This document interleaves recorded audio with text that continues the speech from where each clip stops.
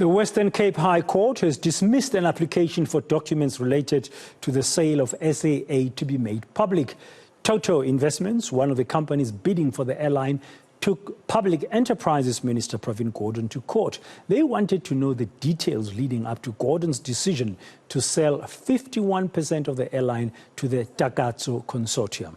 Though the court dismissed the application, the investment company is satisfied they've been granted the confidential documents, even though they will not be made public. What Judge Nathan Erasmus this morning has ruled, he has dismissed the application by Toto Investments. But one important aspect that was mentioned, and this is something that Toto Investments really wanted, they wanted the full record, and they wanted that information that government has deemed as confidential. They wanted that to be made public.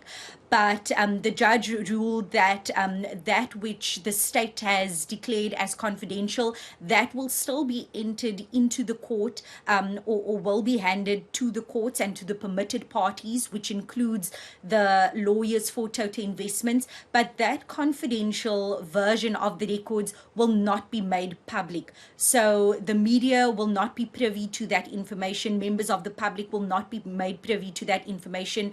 But since we last spoke a little earlier, Masiko, I contacted the lawyers representing Toto Investments just to find out what are their next steps, especially ahead of that January hearing. Are they going to be appealing today's ruling? Are they satisfied with what the judge said, especially the aspect of the confidential and non-confidential records?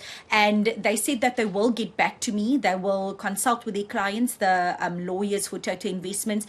But they are satisfied that at least the most important aspect of the application, that this is something that the judge granted, albeit those records, the confidential records, won't be made public, but at least they, the lawyers for Toto Investments and Toto Investments, will be privy to that information. And this is essentially what they wanted to know. They wanted to know what were the steps taken by government, those decisions leading to the sale of 51% shares in SAA.